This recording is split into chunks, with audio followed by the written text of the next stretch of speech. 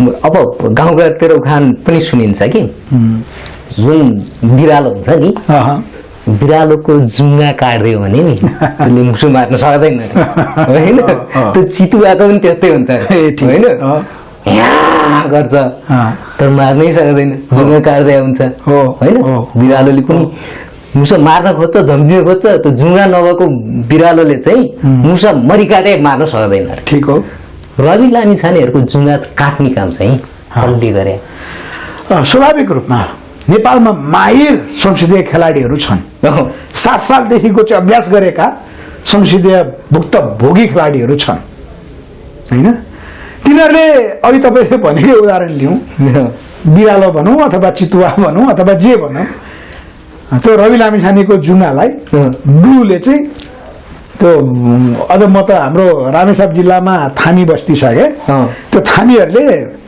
चिललाई बाजलाई पासोमा पार्छन् त्यो लिसो हुन्छ क्या त्यो मुनि चाहिँ कुखुरा छोडिदिया हुन्छ माथि चाहिँ लिसो राखेको हुन्छ लिसो त्यो झम्टेर चाहिँ कुखुराको चल्ला टिप्न जाँदा त्यो लिसोमा अड्किन्छ रवि लामिछानेजीहरूको चाहिँ त्यो जुङ्गा यो संसदीय अभ्यासमा पोख्त राजनीतिक अपराध गरेर विकास भएका राजनीतिक दल र ती दलका नेतृत्वहरू पुराना पार्टीहरू जो छन् तिनीहरूले चाहिँ त्यो लिसोमा जुङ्गा टाँसेर राखेको छ बिचरा केटी कसैको ललयमा राजनीतिमा बकेर आउनुभयो राष्ट्रपतिज्यू पुरानो राजनीतिक नेतृत्व भएको हैसियतले उहाँले राम्रो तरिकाले चाहिँ राजनीतिक रूपमा झापड हानेर पठाइदिनु भएको छ अर्थात् रविजी त्यो भिजेको मुसा भन्छ नि उहाँ प्रधानमन्त्री उप प्रधानमन्त्री तथा गृहमन्त्री भइसकेको मान्छे उहाँ अमेरिका बसेर संसदीय अभ्यास हेरेर आएको मान्छे बुझेर आएको हो नि पश्चिमी मोडेलको शासन व्यवस्था हेरेर आउनु भएको हो नि प्रत्यक्ष निर्वाचित कार्यकारी राष्ट्रपति नभए पनि उहाँलाई थाहा छ नि अब कानुन बनाउने संसद त्यो संसदमा रवि लामिछानेजी आफै हुनुहुन्छ संविधान त्यो अनुसारले बनाइएको छ यो राज्य संयन्त्रमा कसले निर्णय लिन्छ भन्ने कुरा चाहिँ यो रहस्यमय रहेको कुरा प्रचण्डजीले बताउनु भएको यो सत्य हो कि हामीले अहिलेसम्म चाहिँ भोगिरहेको पनि त्यही हो यो हाम्रो विषयमा निर्णय लिने शक्ति हामीले राजनीतिक रूपमा देख्ने त अहिले भारत हो अमेरिका हो अहिले पछिल्लो चरण चीन चाहिँ त्यो निर्णायक हुनको निमित्त नेपाल मामिलामा निर्णायक हुनको निमित्त तयारी स्वरूप अहिले पछिल्लो चरण प्रचण्डसँग चाहिँ सम्झौता गर्न सफल भएको छ चीन र अहिले तालिबानको सत्ता निर्माण पछि अहिले जो आर्थिक चलायमान जो उसले गुणात्मक रूपमा विकासको लक्ष्य हासिल गर्दैछ नि विकास गर्दैछ नि यो भनेको चाहिँ प्रत्यक्ष रूपमा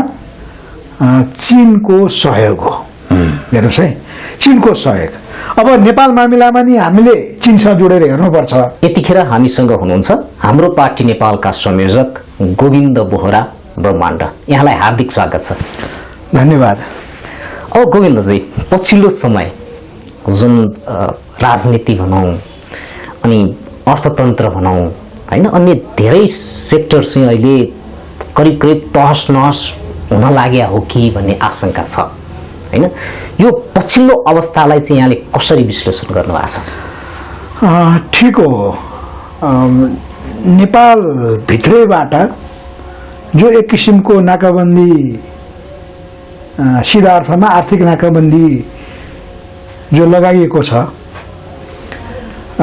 यसको चाहिँ भित्री कुनै उद्देश्य निकट भविष्यमै सम्भवतः राजनीतिक परिवर्तनको उद्देश्यसँग जोडिएको म देख्छु योजनाबद्ध रूपमा निश्चित व्यक्तिहरू विशेष गरी दुर्गा प्रसादजीहरूले अभियान मार्फत जुन कुरा भनिरहनु भएको छ नि तिनीहरूद्वारा नै हुन सक्छ यो आर्थिक नाकाबन्दी चाहिँ लगाइएको छ मैले भनेपछि यो आर्थिक नाकाबन्दी देशभित्रकै एउटा सम्भ्रान्त बिजनेसम्यानको तर्फबाटै हो त्यो भन्न सकिन्छ किनभने नेपालमा अहिले मात्रै होइन त्यो निरङ्कुश पञ्चायती व्यवस्थाको समयदेखि नै जो एलिट वर्गहरू निश्चित वर्गहरूको कैदमा राज्य सत्ता थियो तिनीहरू नै अहिले पनि निर्णायक हो उनीहरूले जे भने त्यही नै निर्णायक हुनुपर्छ त्यसकारण कानुन उनीहरू अनुकूलको मात्रै बन्दै आइरहेको छ भने अब त्यस्ता शक्तिले चाहिँ यो अन्तर्राष्ट्रिय अभ्यासमा पनि देखिएको, नेपालमा नि देखिएको सत्ता उलटपलट गर्ने शक्ति पनि तिनै हुन्।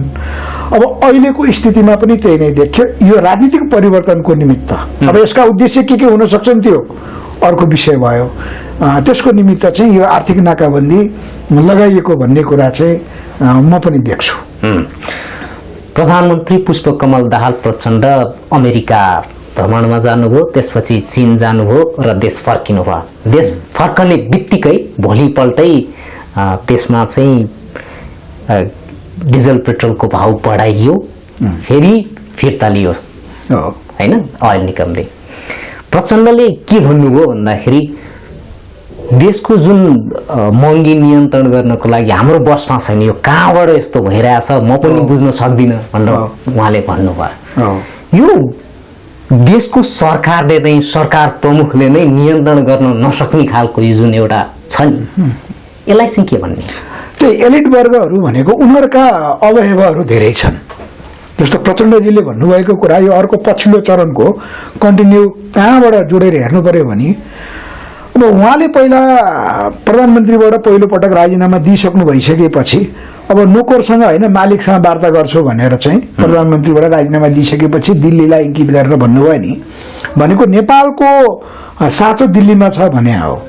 पछि त्यो कुरा निरन्तर दोहोऱ्याउनु भयो र अस्ति प्रीतम सिंहसम्म आइपुग्दा पनि प्रचण्डजीले त्यही कुरा भन्नुभयो।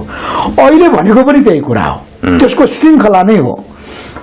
यो भनेको नेपाल सरकारको प्रधानमन्त्री त्यो कार्यान्वयन मात्रै नभनौँ, यहाँ कसले बनायो, यो राज्य संयन्त्रमा कसले निर्णय लिन्छ भन्ने कुरा चाहिँ यो रहस्यमय रहेको कुरा प्रचण्डजीले बताउनु भएको। यो सत्य हो कि हामीले अहिलेसम्म चाहिँ भोगिरहेको पनि त्यही हो। यो हाम्रो विषयमा निर्णय लिने शक्ति हामीले राजनीतिक रूपमा देख्ने त अहिले भारत हो, अमेरिका हो। अहिले पछिल्लो चरण चीन चाहिँ त्यो निर्णायक हुनको निमित्त, नेपाल मामिलामा निर्णायक हुनको निमित्त तयारी स्वरूप अहिले पछिल्लो चरण प्रचण्डसँग चाहिँ सम्झौता गर्न सफल भएको छ चीन। त्यो पाटो अहिले छलफल गरौँला। यो प्रचण्डजीले भन्नुभएको कुरा सत्य हो। एलिट वर्गहरू जो पहिलादेखिका यहाँका हालिमुहाली कर्ताहरू हुन्, उनीहरूले नै यस्ता चिजहरू चाहिँ गर्छन्। यो जनता मार यी सबै कुरा त यो स्वाभाविक। भनेपछि यो व्यवस्था परिवर्तनको कसरत भन्न मिल्छ यसलाई? व्यवस्था परिवर्तनको कसरतै देखियो होइन। यो अब फेरि को अनुकूल भन्दा अब सम्भवतः हामीले काँचुली फेर्ने, चोला फेर्ने भन्छौँ नि त होइन। मान्छेको जीवनको नि चोला फेरिन्छ भन्छौँ, सर्पले काँचुली फेर्छ भनिन्छ नि त।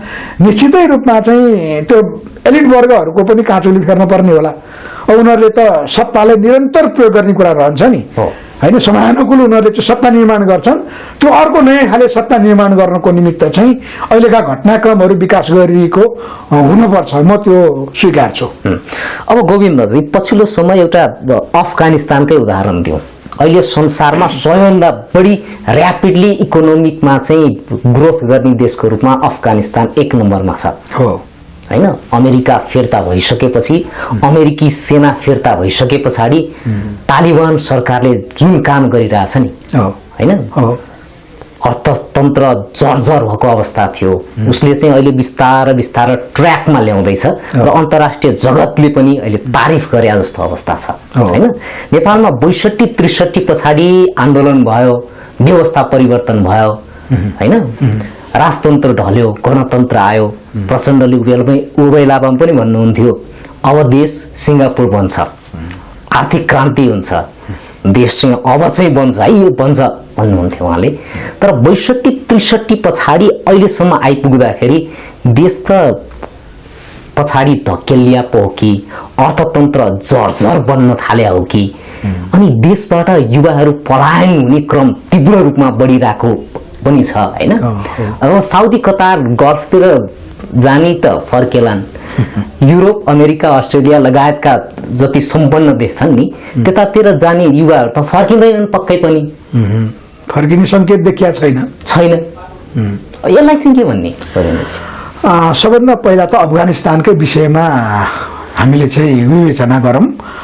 अफगानिस्तानले जति त्यो दुःख हन्टर खायो होइन, ऊ रसियन कब्जामा पर्यो, अमेरिकन कब्जामा पर्यो, पछि अमेरिकनहरूको चाहिँ मध्य एसियाको नीतिको भुमरीभित्र पर्यो र अहिले तालिबानको सत्ता निर्माण पछि अहिले जो आर्थिक चलायमान जो उसले गुणात्मक रूपमा विकासको लक्ष्य हासिल गर्दैछ नि, विकास गर्दैछ नि, यो भनेको चाहिँ प्रत्यक्ष रूपमा चीनको सहयोग हो। हेर्नुहोस् है, चीनको सहयोग। अब नेपाल मामिलामा नि हामीले चीनसँग जोडेर हेर्नुपर्छ। यो विषय पनि अहिले आज सम्भव भएसम्म छलफल गरौँ। र आजको विश्वमा एकल अमेरिकी साम्राज्यवाद जो विश्वमा हावी थियो नि, विशेष गरी दोस्रो विश्वयुद्ध पछि, अहिले त्यो एकल विश्व बहुध्रुवीयमा बाँडियो। अहिलेको शक्ति सङ्घर्ष, राजनीतिक विश्वभरिकै राजनीतिक शक्ति सङ्घर्ष त्यस अनुरूप पाउँछौँ। र पछिल्लो त्यसको चाहिँ नीति भनेको अमेरिकाले अगाडि बढाएको एमसिसीको नीति होइन, आइपिएस विशेष गरी इन्डो पेसिफिक स्ट्राटेजी अन्तर्गत भयो। र चीनले चाहिँ मूलत BRI belt and road initiative भनेर जो अगाडि बढायो त्यस अन्तर्गत बुझिन्छ। मुख्यतया पछिल्लो चरण चाहिँ अमेरिकी साम्राज्यवादका विरुद्ध जो अमेरिकी हतियारद्वारा चाहिँ विश्वलाई कब्जामा राखिरहने उसको नीति थियो र त्यो हतियारको बलद्वारा चाहिँ जुन जुन राष्ट्रमा प्राकृतिक स्रोत र साधन छन् त्यसको भरपुर उपयोग होइन। अब जस्तो हामीले खाडी मुलुकको कुराकानी गरे, साउदी अरबको, इराकको, इरानको चाहिँ घटनाक्रम हेर्ने हो भने चाहिँ तेलबाट चाहिँ अमेरिकाले चाहिँ त्यहाँको स्रोत साधन लिएर गयो। अहिले नेपालको हकमा युरेनियमको कुराहरू छन्।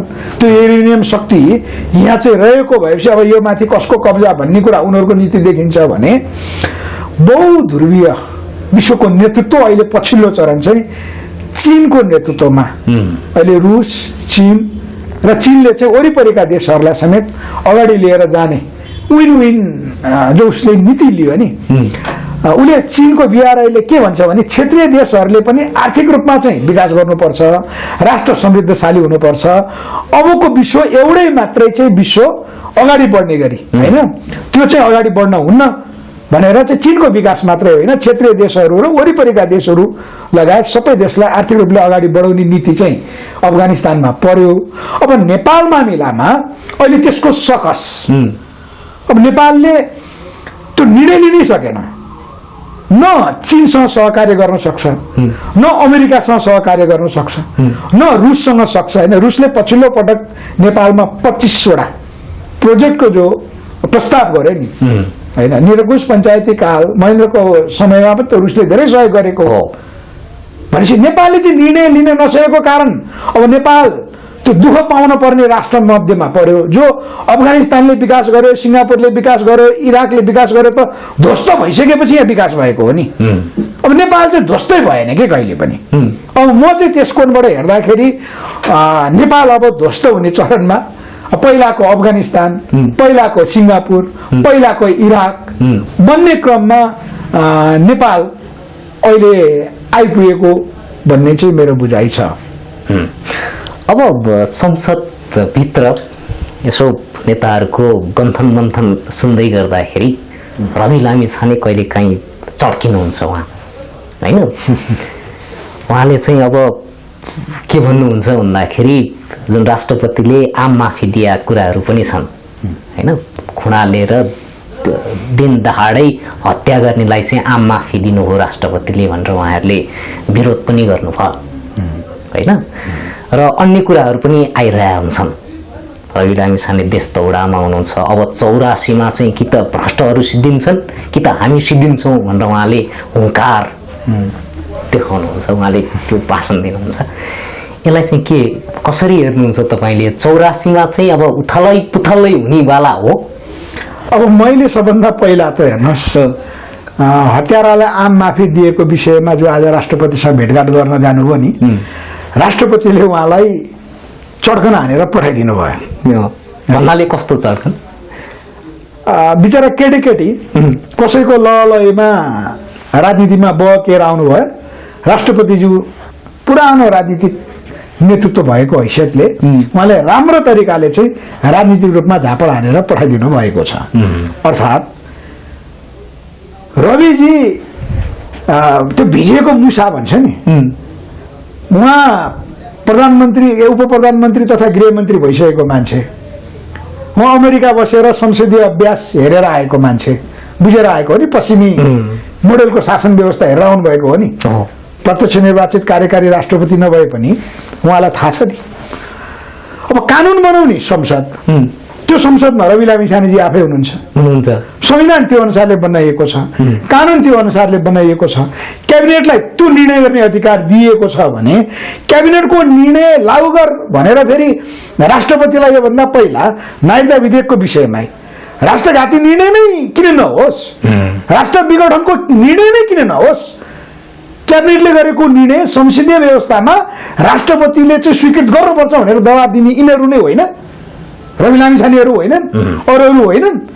अनि आज फेरि त्यही राष्ट्रपतिले त संवैधानिक व्यवस्था अनुसार क्याबिनेटले गरेको निर्णयलाई चाहिँ उहाँले अनुमोदन गर्नु पर्थ्यो, उहाँले गर्नुभएको कुरा। रवि लामिछानेजीले वास्तवमै राष्ट्रपतिज्यूले उहाँलाई सम्झाएर पठाएको जस्तै त्यो कुरा त हिजो संसदमा जसरी उठाउनु भयो नि, प्रधानमन्त्री हामीलाई जवाब चाहियो भन्नु पर्थ्यो। त्यो कानुन कसले बनाएको? पहिला कानुन बनाउनेहरूलाई, सिङ्गो कानुन बनाउनेहरू त अरूहरू त्यहाँ छन् नि, काङ्ग्रेस एमाले माओवादी हो नि, रविजीहरूको पार्टी त त्यो बेला थिएन। त्यहाँ संसदलाई सोध्नु पर्ने हो, त्यो हललाई सोध्नु पर्ने हो। त्यसकारण यो विषयमा रविजीहरू राष्ट्रपतिको चाहिँ थप्पड खाएर फर्किनु भएको छ। उहाँहरूलाई एउटा सबक के हो भने तपाईहरू अब त्यसो भने गोविन्दजी, अब गाउँघरतिर उखान पनि सुनिन्छ कि जुन बिरालो हुन्छ नि, बिरालोको जुङ्गा काट्दियो भने नि त्यसले मुसु मार्न सक्दैन होइन। त्यो चितुवाको पनि त्यस्तै हुन्छ होइन, गर्छ तर मार्नै सक्दैन, जुङ्गा काट्दै हुन्छ होइन। बिरालोले पनि मुसा मार्न खोज्छ, झम्किन खोज्छ, त्यो जुङ्गा नभएको बिरालोले चाहिँ मुसा मरिकाटे मार्न सक्दैन। ठिक हो। रवि लामिछानेहरूको जुङ्गा काट्ने काम चाहिँ कसले गरे? स्वाभाविक रूपमा नेपालमा माहिर संसदीय खेलाडीहरू छन्। 7 सालदेखिको चाहिँ अभ्यास गरेका संसदीय भुक्तभोगी खेलाडीहरू छन् होइन। तिनीहरूले अघि तपाईँले भनेकै उदाहरण लिउँ, बिरालो भनौँ अथवा चितुवा भनौँ अथवा जे भनौँ, त्यो रवि लामिछानेको जुङ्गालाई ब्लूले चाहिँ त्यो अझ म त हाम्रो रामेछाप जिल्लामा थामी बस्ती छ क्या, त्यो थामीहरूले चिललाई बाजलाई पासोमा पार्छन्। त्यो लिसो हुन्छ क्या, त्यो मुनि चाहिँ कुखुरा छोडिदिया हुन्छ, माथि चाहिँ लिसो राखेको हुन्छ। लिसो त्यो झम्टेर चाहिँ कुखुराको चल्ला टिप्नु जाँदा त्यो लिसोमा अड्किन्छ। रवि लामिछानेजीहरूको चाहिँ त्यो जुङ्गा यो संसदीय अभ्यासमा पोख्छ। राजनीतिक अपराध गरेर विकास भएका राजनीतिक दल र ती दलका नेतृत्वहरू, पुराना पार्टीहरू जो छन्, तिनीहरूले चाहिँ त्यो लिसोमा जुङ्गा टाँसेर राखेको छ भनेको सिधा अर्थमा बुझ्दा रविजी अब जुन पृष्ठभूमिबाट आउनुभयो उहाँ त्यही पृष्ठभूमिको गोलचक्करमा फसिसक्नु भएको थियो भनेपछि अब रवि लामिछानेहरूले मुसा मार्न सक्नुहुन्न। अब उहाँको त्यो अघि तपाईँले भनेको प्राकृतिक रूपमै उहाँको जुङ्गामा लिसोले चाहिँ टसाइसकेपछि होइन, अब उहाँहरूले अर्को बच्चा जन्माउनु भयो, उहाँहरूको बच्चालाई चाहिँ आफूले जस्तो नभोग्नलाई हाम्रा जुङ्गाहरू चाहिँ लिसोमा टसाइदिन्छन् भनेर सिकाउनु भयो भने चाहिँ थाहा छैन। रविजीहरू स्वयं उहाँ स्वतः स्फूर्त त्यो बिरालो जन्मिया पनि होइन, उहाँ पछि बिरालोको चाहिँ रूप रङ्ग लगाएर बिरालोको चाहिँ डिजाइनमा राजनीतिमा आउनुभएको हो। त्यसकारण एक त उहाँहरूले त्यही गर्न सक्नुहुन्थेन, अर्को यहाँ खुङ्खार राज्य अपराध गरेर मैले पटक पटक भन्छु नि, आफ्नै पार्टीका महासचिवको हत्यारा पत्ता लगाउन नसक्नेहरू होइन, आफ्नो राजा, त्यो राजाको वंशनाश भयो, त्यो हत्यारा पत्ता लगाउन नसक्ने नामर्दहरूको यो देश भनेको यो अपराधी क्रिमिनल है। अमेरिकी एकजना लेखक जो विश्वका जासुस नम्बर 1 हुनुहुन्थ्यो, भारतको चाहिँ आरके यादवको त्यो मिसन र किताब लेखेको जस्तै गरी चाहिँ, जसले एउटा इकोनोमिक हन्ट पनि भनिन्छ, उहाँको चाहिँ त्यो टाइपको पुस्तक है, द हिटम्यान, जो पुस्तकमा भनिए अनुसार यहाँ त्यस्ता अपराध गर्ने माफियाहरूको जो सञ्जाल छ, त्यो सञ्जाललाई मुक्त गर्ने रविजीहरूसँग त्यो राजनीतिक अस्त्र पनि छैन। बल्ल त उहाँहरूले चाहिँ त्यो राजनीतिक रूपमा हामी कसरी अगाडि बढ्ने भनेर यो पार्टी खोल्नुभन्दा अगाडिपट्टि अभ्यास गर्नुपर्ने हो। उहाँहरू रुकुम रोल्पा विभिन्न देशव्यापी रूपमा अहिले डुल्दै हुनुहुन्छ नि, हो त्यो तयारीमा लाग्नु भएको छ। त्यसकारण रविजीको अबको राजनीतिमा हामीले कुरा गर्नु व्यर्थ हुन्छ। अब अघि हामीले छोटो रूपमा सिङ्गापुर कसरी बन्यो हैन, त्यसपछि इराक लगायतका देशहरूको पनि थोरै चर्चा गर्यौं हैन। नेपालमा पनि ठुल्ठुला प्रोजेक्टहरू छन्, अमेरिकाको छुट्टै प्रोजेक्ट छ एमसीसी हैन, अनि चीनको वन बेल्ट वन रोड बीआरआई हैन, चीनको छुट्टै प्रोजेक्ट छ। भारतको पनि नेपालको मामिलाको लागि छुट्टै उनीहरूको प्रोजेक्ट छन् हैन। उनीहरूले नेपालमा यो प्रोजेक्ट ल्याउँदाखेरि त फाइदा त नेपाललाई नै हुनुपर्ने, नेपाल अनुकूलको कानुन निर्माण गरेर त्यो गर्दैदेखि त नेपाललाई नै फाइदा हुने हो हैन। सुरुङ मार्ग ट्याक्क हैन, चीनदेखि भारतसम्म चाहिँ ट्रान्जिट पोइन्ट नेपाललाई बनाउन सकिन्थ्यो होला हैन। भारत र चीनका 1% मात्रै भित्र्याउने हो भने करोडौं टुरिस्ट यहाँ आउँछन्, कोही बेरोजगार बस्नु पर्दैन हैन। यो पोलिसी बनाउन नजाने हो कि नेताहरूले हैन, यत्रा खतरा खुङखा खेलाडी छन्, यो चाहिँ रोकिया चाहिँ कहाँबाट हो, यो नभनिया चाहिँ किन हो गोविन्दजी? अब तपाईँले भनिहाल्नु भयो। मैले अहिलेसम्म सामाजिक सञ्जालमा त्यति नपाएको टङ्क दाहालजीको एउटा युट्युब च्यानल छ है, मैले तपाईँको पिटिओ खबरमा त्यो च्यानल हेर्नु हुन पनि मैले अनुरोध गर्छु। टङ्क दाहाल च्यानलै त्यही छ। उहाँको भिडियोहरू अहिले पछिल्लो चरण एकाएक निकै चर्चित हुँदै गइरहेको छ। त्यो भिडियोमा विश्वका अनेक यस्ता देशहरू, विशेष गरी चाहिँ संघर्ष पछि उदाएका देशहरूको बारेमा उहाँले भन्नुभएको छ। सिङ्गापुरदेखि मलेसिया भयभरको, जस्तो अब साउदी अरबदेखि इरान इराकका घटनाहरू अमेरिकी सार्वजवाद। यद्यपि उहाँ अमेरिकामै बस्नुहुन्छ, अमेरिकाबाटै भिडियो निकाल्नुहुन्छ होइन। उहाँ पेसाले चाहिँ सफ्टवेयर इन्जिनियर हुनुहुँदो रहेछ। उहाँहरूले यस्ता विषयहरू बाहिर ल्याइदिनु भएको छ। मैले चाहिँ पिटिओ खबरलाई पनि यस्ता विषयहरूलाई बाहिर ल्याइदिनको निमित्त म अनुरोध गर्छु। यो नयाँ हो, हामीले सिक्नै पर्ने रहेछ क्या। किन नेपालमा जो अहिले मिडियाहरू, कतिपय मिडियाहरू छन्, मेरो उहाँहरूप्रति चाहिँ खेद छ अहिलेलाई। किनभने अब मैले उहाँहरूको नाम त लिन मिलेन होइन। तपाईँ पनि मिडियाकर्मी, हामी राजनीतिक रूपमा यहीँ बसेर, कम्तीमा नेपालभित्रै बसेर हामीले काम गरिरहेका छौँ। जस्तो बिना उद्देश्यका यहाँ कथित विश्लेषक बनाएर हप्तामा 7 दिनमा 5 पटक इन्टरभ्यू लिने मिडियाहरू पनि छन्। ती मिडियाहरूले ती देशहरू कसरी यहाँ पुगे भनेर चाहिँ ती विश्लेषकहरूले भन्दैन। यहाँ समस्या मात्रै देखाउने र बढी मात्रामा तपाईँले पनि त्यो अनुभव गर्नु भएको छ। तपाईँ आफै अन्तर्वार्ता धेरै जोसँग चाहिँ लिनुहुन्छ। तपाईँ जुन पाते काण्डेवालाहरूको अन्तर्वार्ता तपाईँ लिनु, तपाईँले नि त्यो अनुभव गर्नुभएको होला। अझ के भनिया छ भने हेर्नुहोस्, मलाई सबभन्दा बढी चित्त नबुझ्ने कुरा, अब नेपाल विघटन हुन्छ, नेपाल सिद्धिन्छ होइन। हामीले यसो गरेनौँ भने अथवा भएन भने, गरेनौँ भने भएन भने, यता खारेज गरिएन भने, कतिपयले हिन्दू राष्ट्र आएन भने होइन, कतिपयले एमसीसी लिएन भने, कतिपयले एमसीसी लियो भने राष्ट्र रहँदैन भन्ने खालको जुन त्यस्ताहरूलाई चाहिँ मिडियामा ल्याइन्छ। राष्ट्रले निकास कसरी पाउँछ भनेर जसरी हाम्रो पार्टी नेपाल हामीले अगाडि राखिरहेका छौँ, त्यस्तो विषयहरू आउँदैनन्। सिङ्गापुरको घटना हेर्नुहोस्, ली कुन युले 1964 मा सिङ्गापुर राष्ट्र नै मलेसियामा चाहिँ गावेको। हेर्नुहोस् है, सिङ्गापुरको, मैले नेपालको सन्दर्भ जोड्छु है, पहिला ती देशका चाहिँ घटनाक्रम यो बाहिर नआएको हुनाले, मैले महत्त्वपूर्ण घटनाक्रम भएको हुनाले सिङ्गापुरको कुनै प्राकृतिक स्रोत र साधन पनि रहन्छ होइन। पर्यटक एउटा चाहिँ समुद्री देश भएको हुनाले पर्यटक हुन्थ्यो होला, जडीबुटी छैन, प्राकृतिक स्रोत र साधन छैन, कुनै खानी नभइसकेपछि आफ्नो देशको सेना छैन, आफ्नो देशको प्रहरी छैन होइन। त्यो अवस्थामा चाहिँ ली कुन युले चुनाव जितिसकेपछि पनि निर्माण गर्न नसकिसकेपछि सिङ्गापुरमा लगेर स्वयं के अरे मलेसियामा लगेर सिङ्गापुरलाई गावे 1965 मा 64 मा। गाविसकेपछि त्यो मलेसियाले चाहिँ यस्तो हेप्यो कि हाम्रो शरणार्थी राष्ट्रको रूपमा लियो, आफ्नै राज्यको रूपमा चाहिँ स्वीकारेको पाइएन। पछि मलेसियाले तेरो सिङ्गापुर हाम्रो राज्यमा राख्दैनौँ भनेर चाहिँ हामीले एउटा घरमा कोठामा भाडामा राख्छ नि, त्यो भाडावालालाई निकालिदिएको जस्तो व्यवहार गरिसकेपछि सिङ्गापुर लिकान्यूले लिएका नीतिहरू हामीले जान्नु पर्यो। त्यसपछि लिकान्यूले चाहिँ अब सेना पनि छैन, प्रहरी पनि छैन, राष्ट्रको अस्तित्व मेटिने अवस्थामा पुग्यो होइन। त्यहाँ कसैले आक्रमण गर्ने बित्तिकै चाहिँ नेपालमा झन्डै झन्डै 1825मा पृथ्वीनारायण शाहले इन्द्र यात्राको दिन काठमाडौँ कब्जा गरेको जस्तै गरी केही छैन नि। इन्द्र यात्रामा मस्त भएको बेला बिना क्षति नै भन्नु पर्यो गोर्खा राज्य एकीकरण भयो नि।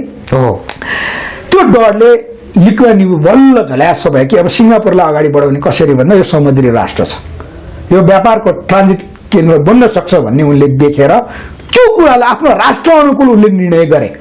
त्यसपछि हेर्नुहोस् सिङ्गापुरमा बेलायती सेनाले पनि हामीलाई मरेको लासलाई उपियाँले पनि छोड्छ भन्ने हाम्रो उखान प्रख्यात छ नि।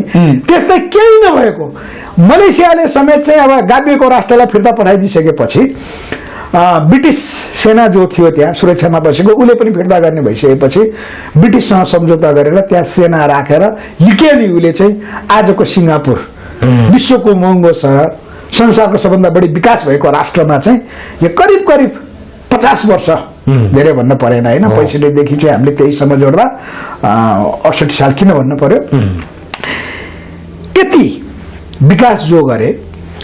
इरानमा, साउदी अरबमा हेर्नुहोस् 30% अमेरिकी कम्पनीलाई चाहिँ तेल निकालेर लैजाऊ, टोटल फाइदाको 30% हामीलाई देऊ भन्ने जो त्यहाँको चाहिँ एउटा दूरदर्शी राजा आफ्नो राष्ट्रको चाहिँ के थियो भन्दा आफूले निकाल्न पनि नसक्ने तेल अमेरिकाले पत्ता लगायो, अमेरिकाले लान्छु भन्यो। त्यसो भए हामीलाई जम्मा 30% देऊ, हाम्रा मान्छेहरू काम गर्छन् भन्नेको आज साउदी अरब त्यहाँ पुग्यो होइन, इराक त्यहाँ पुग्यो। यद्यपि फेरि यो नकारात्मक पाटो उसले सुरक्षाको नाममा जो नेता जन्माउँछ त्यसैलाई मार्छ, त्यो अर्को पाटो भयो, त्यो अमेरिकी साम्राज्यवादको नीति नै हो होइन। ऊ सधैँभरि अघि हामीले हतियारको बलमा चाहिँ साम्राज्यवाद खडा गर्ने र आर्थिक रूपमा त्यहाँको प्राकृतिक स्रोत र साधन मार्फत आर्थिक रूपमा चाहिँ ऊ जहिले पनि शक्तिशाली बनिरहने साम्राज्यवादी नीतिको उसले प्रयोग गर्यो। अब हाम्रो नेपालमा कमजोरी के भयो भन्दा सबभन्दा पहिला त हाम्रो नेपालको नाभी केन्द्र नै हामीले चिनेन। नाभी केन्द्र महेन्द्र पछाडि दूरदर्शी नेता नेपालमा नजन्मे हुन्, त्यही नै भन्नु पर्यो।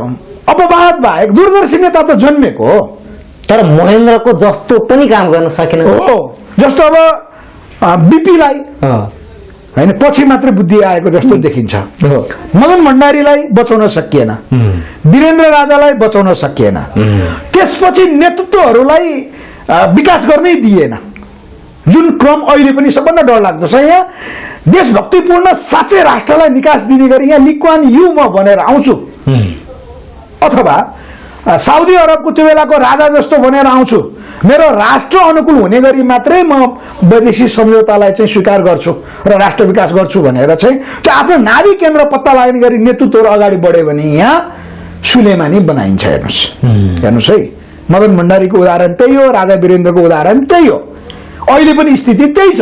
अब त्यसो भने अन्तिम प्रश्न म यसलाई क्लियर गर्छु है अझै। त्यसकारण हाम्रो नाभी केन्द्र भनेको के हो भन्दा त नेपाल प्राकृतिक स्रोत र साधनले भरिपूर्ण छ। नम्बर 1 हिमाल, पहाड, तराई विश्वकै अनुपम भूगोल जो मिलेको छ, यो हाम्रो लागि चाहिँ एउटा अर्को उपहार हो, प्राकृतिक उपहार हो। प्राकृतिक स्रोत र साधन छ, पर्यटकीय क्षेत्र छ, हिमाल, पहाड, तराई छ, सम्पूर्ण भौगोलिक वातावरण मिलेको छ। यहाँ मदन कृष्ण हरिवंशज्यूको गीत जस्तै भगवान तिमीले स्वर्गको टुक्रा दियो तर यहाँ एकजना सही मान्छे दिएनौ भन्ने त्यो हाम्रो नेपालको अनुकूल निर्णय लिन सक्ने गरेको नेतृत्व नभएको कुरा अहिलेको चाहिँ यो देशको परिस्थिति। तपाईको आन्सर यही नै हो। त्यसकारण हामी यहाँ लिक्वान्यू बन्न खोज्दैछौँ हामी। भनेपछि अब त्यसो भए नेपाल कसरी विकास होला? सबभन्दा कुरा त हाम्रो नाभी केन्द्र हामीले चिन्ने भनेको नेपालको जो यति कुरा छ भनेर त हामी सबैले भनिरहेकै छौँ, अहिलेका संविधानमा अहिलेका नेताहरूले पनि भनेका छन्, तर त्यो नेपाल अनुकूल हुने गरी विकास गर्दैनन्। जस्तो अघि तपाईँले भन्नुभयो अहिलेको चीनको जो विकास हेर्ने हो भने, भारतको जो विकास हेर्ने हो भने कम्तीमा चीनले लिएको BRI को नीति नेपाल अनुकूल हुन्छ कि हुँदैन त हैन? नेपाललाई ट्रान्जिट पोइन्टको रूपमा अगाडि बढाऊ भनेर जो चीनले प्रस्ताव गर्यो त्यो विषयमा निर्णय लिनै सकेनौँ हामीले। प्राकृतिक स्रोत र साधनको उपयोगको कुरा छोडौँ। जस्तो साउदी अरेबियाले 1935 मा अमेरिकी ठेकदार कम्पनीलाई तेल निकाल्न जिम्मा दिएको जस्तै अचम्म छ है गोविन्दजी। कस्तो छ भने भारतले म तेरो देशमा विकास गरिदिन्छु नेपालमा भन्छ हैन? हो। अब नेपालका नेताहरू चाहिँ चीन पक्षको होलान्, अब गर्नै दिँदैन भनिदिन्छन् हो हैन? ल चीन आउँछ, म तेरो देशलाई चाहिँ यस्तो बनाइदिन्छु, ल हाम्रो योजना अनुसार काम गरा हो, तिमीहरूको देशलाई चाहिँ म यति वर्षभित्र यस्तो बनाइदिन्छु भनेर भन्छ चीनले हैन? अमेरिकाले पनि त्यही भन्छ, रसियाले पनि त्यही भन्छ। अनि कसैको कुरा नसुन्ने, कसैको भन्या नमान्ने हैन? नीति त आफ्नो आफू अनुकूलको बनाए भइगयो नि हो त हैन? उताबाट नि लिने, सहयोग लिने, विकास गर्ने, सुरुङ मार्ग ट्याक्क खोले भइगयो, रेल मार्ग गरे भइगयो। विकासको त सम्भावना त प्रचुर छ नि नेपालमा हैन? उवेलै रेल चल्या हो, काठमाडौँमा पनि रेल चल्या र इतिहास छ क्यारे हैन? दक्षिण एसियाको पहिलो चाहिँ पावर हाउस हाम्रो फर्किङमा खुल्यो नि, खुल्यो हैन? 500 वार्डकै भए पनि खुल्यो त। नेताहरू डराएको हो कि के हो, खास चाहिँ के हो? अब यो भनेको सबभन्दा ठुलो, अहिले मैले अलिकति भनिहालेँ हैन? सबभन्दा पहिला के हो भने कुनै पनि राष्ट्रले, अब कमजोरी चाहिँ नेपालकै हो, नेपालको आफ्नो दीर्घकालीन राष्ट्रिय नीति नभएपछि हुने यही हो।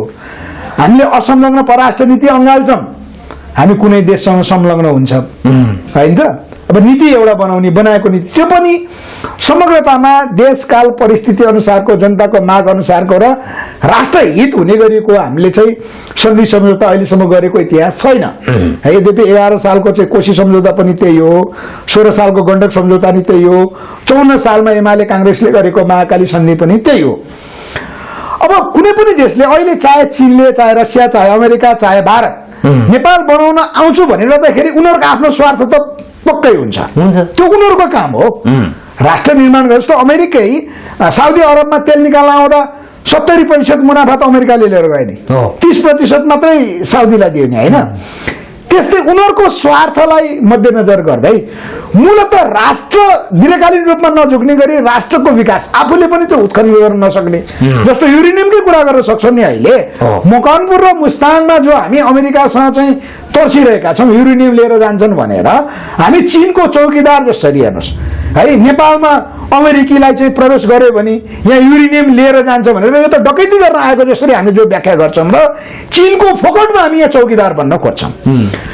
त्यो मुस्ताङको युरेनियम चाहे चीनले उत्खनन गरोस्, चाहे अमेरिकाले, चाहे भारतले या एबिसिडी कुनै जापानले जसले उत्खनन गरोस्, नेपाल राष्ट्रको हितमा हुन्छ भने त्यो राष्ट्रसँग सम्झौता नेपाल अनुकूल हुने गरी, नेपालको दीर्घकालीन मार्गचित्र, नेपालको राष्ट्रिय सुरक्षालाई खतरा नपर्ने गरी, नेपालका छिमेकी राष्ट्रहरूलाई सुरक्षा चुनौती नहुने गरेको एउटा नीति बनाएर राष्ट्रले निर्णय लिन पर्ने। त्यो निर्णय लिने भनेको नेतृत्वले नै हो हैन? त्यो पहिलो त नेतृत्वहरू चुकेको कारण, उनीहरूले नसकेको कारण के हो भने नेपालको दीर्घकालीन मार्गचित्रै बनाउन सकेनन्। परराष्ट्र नीति कस्तो बनाउने, चीन र भारत छिमेकलाई कसरी हेर्ने, अमेरिकाले कसरी हेर्ने, नेपालको राष्ट्रिय उत्पादन कसरी बनाउने भन्ने स्पष्ट way नै बनाएनन्। त्यसको परिणाम हो यो केही नभएको। अब अर्को अहिले अब चीनले बनाउँछु भन्दा पनि नबनाउने, अब अमेरिकाको MCC पनि लिने, अमेरिकाको IPS को चाहिँ सदस्य उसको सुरक्षा रणनीतिसँग सम्बन्धित भएको त्यो देशको चाहिँ सदस्य राष्ट्र पनि बन्ने, यता फेरि चीनले अहिले पछि विकास गरेको ग्लोबल सेक्युरिटी इनिसिएटिभको सदस्य पनि म बन्छु भन्ने, उस्तै पर्यो भने क्वाडमा नि जाने हैन, नेटोमा पनि जान तयार हुने है, वार्सा भएदेखि वार्सामा नि जान्थ्यो होला नेपाल। यो गन्जागोल किन भएको त भन्दा नेतृत्वको अदूरदर्शिता। त्यो नेपाल यति शक्तिशाली हुन्थ्यो कि सारा विश्वलाई चाहिँ नेपालबाट धेरै चिज दिन सकिन्थ्यो र नेपाल रातारात समृद्धशाली हुन्थ्यो। हामीलाई सिङ्गापुर जस्तो चाहिँ यत्रो समय सिङ्गापुर केही नभएको राष्ट्र त रातारात विकास भयो भने, साउदी अरब केही नभएको राष्ट्र अथवा थोरै सीमित तेलको मात्रै खानी भएको राष्ट्र त त्यहाँ पुग्यो भने हाम्रो त बहुपक्षीय विकासका आधारहरू छन् हैन? त्यसकारण यो समग्र त्रुटि भनेको राजनीतिक नेतृत्वको, भिजन नभएको नेतृत्वको चाहिँ कमजोरीको कारण नेपाल राष्ट्र आज यो हालतमा पुगेको हो। किशनजी हस् गोविन्दजी, व्यस्त समय हामीलाई उपलब्ध गराउनु भयो, समसामयिक लगायतका विषयमा हामीले कुराकानी गऱ्यौँ, यसको लागि यहाँलाई धेरै धेरै धन्यवाद। यति भन्दा भन्दै मैले चाहिँ अन्तिममा छोटो, तपाईँ मिडियाकर्मी अन्तर्वार्ता लिइरहनुहुन्छ होइन, मेरो नेपालका बुद्धिजीवी जो बहसकर्ताहरू हुनुहुन्छ, तपाईँहरू आफ्नो भ्यू टेलिभिजनमा नभन्नु भएर है, भन्नु मात्रै नहुनु, तपाईँहरूले सक्नुहुन्छ। जस्तो म तपाईँले अन्तर्वार्ता लिनुहुने गोपीलाल सरलाई अनुरोध गर्छु, विशेष गरी उहाँ कलेज पढाउनु पनि हुन्छ, अर्थ विशेषज्ञ पनि हुनुहुन्छ, उहाँहरूले अगुवाई गर्नु, उहाँ कार्यक्रमको चाहिँ अगुवाई गर्नुभयो भने नेपालमा अघिले भनेको जस्तो नेपालको नाभी के हो होइन, थिङ्क ट्याङ्कहरूलाई जो नेपाली जनताले जो विश्वास गरेका व्यक्तित्वहरू हुनुहुन्छ नि, उहाँहरूलाई बोलाएर कम्तीमा पनि अब नेपाल यो जटिल विदेशीहरूको चाहिँ भू राजनीतिक चपेटामा परेको हुनाले, जटिल परिस्थितिमा रहेको हुनाले चाहिँ थिङ्क ट्याङ्कलाई बोलाएर तपाईँले कम्तीमा पनि हप्ताको एउटा कार्यक्रमहरू आयोजना गर्नुहोस्। र नेपालको नाभी केन्द्र यो यहाँ बिग्रियो यो भनेर अब देखाउने मात्र होइन, त्यो कार्यक्रम मार्फत गोपीलाल सरलाई मैले विशेष अनुरोध चाहिँ यहाँ छिमेकी उहाँको कलेज सञ्चालक तपाईँको क्षमता मैले देखेको हुनाले तपाईँ विश्लेषण गर्ने भन्दा पनि वातावरण मिलाइदिनु होला र विषयविज्ञहरूलाई बोलाएर चाहिँ नियमित छलफल गराउनु भयो भने र वैकल्पिक राजनीतिक व्यवस्था अब नेपालको नाभी केन्द्र यो चीनसँग, भारतसँग, विश्वसँग चाहिँ हामीले गर्नुपर्ने डिल यो, परराष्ट्र नीति यो, अर्थनीति यो, नेपाललाई यसरी लिएर जान सकिन्छ भन्ने एउटा नेपालको आगामी संविधानकै स्वरूप छलफल गर्ने गरी चाहिँ त्यो आगामी नेपाल यसरी परिवर्तन हुन्छ भने निश्चित भएपछि नयाँ राजनीतिक शक्ति त्यसको आधारमा बन्नुपर्छ। त्यसको निमित्त वातावरण तयार गर्नको निमित्त मैले तपाईँले इन्टरभ्यू लिने पात्र भएको हुनाले मैले त्यसो भने। अरू जो विश्लेषक हुनुहुन्छ तपाईँहरूलाई मेरो एउटा चुनौती र खबरदारी पनि हो, तपाईँ चुनौती पनि हो, किनभने हामी अगाडि आइसकेका छौँ होइन। तपाईँहरू राष्ट्र विघटन हुन्छ भनेर किरान नगर्नुहोस्, नभए तपाईँहरू मिडियामा नबोल्नुहोस्। उस्तै पर्यो भने त्यो त्यस्ता पटक 7 दिनमा 5 दिन अन्तर्वार्ता लिने मिडिया कर्मीहरूमाथि पनि हामी चाहिँ अब एग्रेसिभ हुन्छौँ। यो चाहिँ मैले तपाईँहरूलाई चाहिँ एउटा खबरदारी भन्नुहोस्, चेतावनी जे भन्नुहोस् है। राष्ट्र अगाडि जान सक्छ, गलत भएको छ, यी अहिलेका दल र नेतृत्वको भिजन पुग्दैन, राष्ट्र वैदेशिक शक्तिको चक्रव्यूहमा छ, यो कुरा सत्य हो। यसलाई तोड्नको निमित्त चाहिँ हामीले तोड्न सकेनौँ भने, भएन भने चाहिँ राष्ट्र विघटन हुन्छ भन्ने यस्ता कुराहरू नगर्नु होला। नेपाल युक्रेन पनि बन्न दिँदैनौँ हामी, युक्रेन बनाउन खोज्ला, हामी बन्न दिनु हुँदैन। हामीले नेपाललाई सिक्किमीकरण हुनबाट रोकेको हो, नेपालले चीनसँग युद्ध गरेको हो। भलै त्यो बेलामा चाहिँ तिब्बत र चीन एउटै भइसकेको थिएन, तिब्बतका विरुद्ध नेपालले जित हासिल गरेपछि तिब्बतले चिनिया सेना बोलाउँदा बेत्रावती सम्झौता गर्नु पर्यो, तर लडाइँ लडेको नि हामीले अमेरिकी साम्राज्यवादसँग है, बेलायती साम्राज्यवादसँग हामीले चाहिँ लडाइँ लडेको हो नि। अमेरिका र बेलायत त्यो बेला सहकार्य गरेको हुनाले हामीले चाहिँ 1816 को सुगौली सन्धि लडेर हारेको हो, तर युद्ध लडेको हो नि। त्यसकारण हामी सम्पूर्ण कुरा गर्न तयार छौँ र आजको विश्व परिस्थिति एक ध्रुवीय छैन। यहाँ अमेरिकी साम्राज्यवाद मात्रै छैन, नेपाललाई साँच्चै चाहिँ बलियो बनाउनको निमित्त लाग्ने राष्ट्रहरू आज सक्षम राष्ट्र भइसकेका छन्। त्यसकारण नेपालमा युक्रेन हुन्छ भनेर अत्याउने होइन, नेपाल ताइवान हुन्छ भनेर अत्याउने होइन, नेपाल अफगानिस्तान हुन्छ भनेर अत्याउने होइन, नेपाल इराक हुन्छ भनेर अत्याउने होइन, हुन दिँदैनौँ। हामी देशभक्तहरू छौँ, जसरी ली कुआन यूले चाहिँ सारा सङ्कटका बावजुद देशलाई अगाडि लिड गरे, हामी त्यस्तै नेतृत्व छौँ नि त भनेर चाहिँ मोर्चा कस्नको निमित्त चाहिँ पिटिओ खबर हेर्नुभएका दर्शकहरूलाई र यही विषयमा तपाईँ यो मान्छे को हो भनेर चिन्न चाहनुहुन्छ भने हामीलाई फोन गर्नुहोस्। हामी काठमाडौँ महाराजगञ्ज 3 टिचिङ रोडमा छौँ। हाम्रो सम्पर्क फोन नम्बर 98 082 11 898 हाम्रो फोन हो। विदेशमा हुनुहुन्छ भने हामीलाई व्हाट्सएपमा सम्पर्क गर्न सक्नुहुन्छ।